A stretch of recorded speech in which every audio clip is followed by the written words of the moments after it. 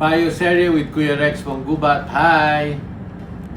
Congratulations sa mga bagong graduates at finally natapos nyo na ang course ninyo.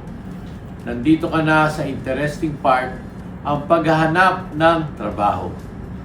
Alam kong may excitement at nervyos ang nararamdaman mo ngayon. Huwag kang kabahan.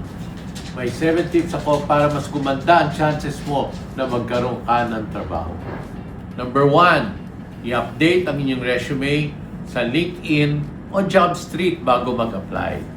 Gawin ito professional looking at nandun lahat ng mga importanteng detalye at small wins mo para mapansin agad ng mga kumpanya.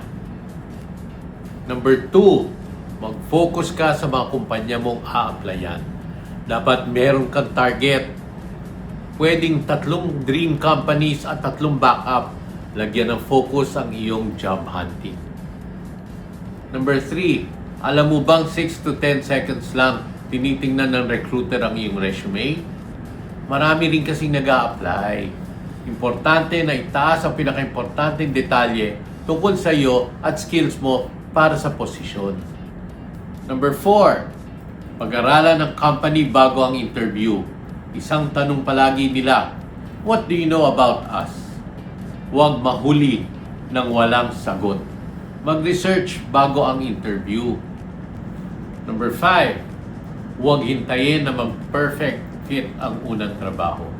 Ang unang trabaho ay kadalasan learning experience. Pumasok at matuto. Number 6, i-follow up ang application mo. Isang email lang, professional. Nagpapakita ka ng interes, hindi desperasyon. At huwag kalimutang magpasalamat pagkatapos ng iyong interview. At ang pinakauli, yung number 7, huwag i-compare ang iyong timeline sa iba. May kaklase ka may employee sa ika-3 buwan. Okay lang yun. Kanya-kanya tayo ng panahon. Tuloy-tuloy lang at syempre, sipag lang. Huwag kayong ma-stress sa job hunting. Ituring nyo itong isang learning experience. Magpakita ng enthusiasm. Ipakita ang inyong galing. Huwag ma-disappoint kung may mga rejections. Pero, ganyan talaga. Sipag lang. Good luck sa inyong job hunting. Payo serye with Kuya Rex Manggubat.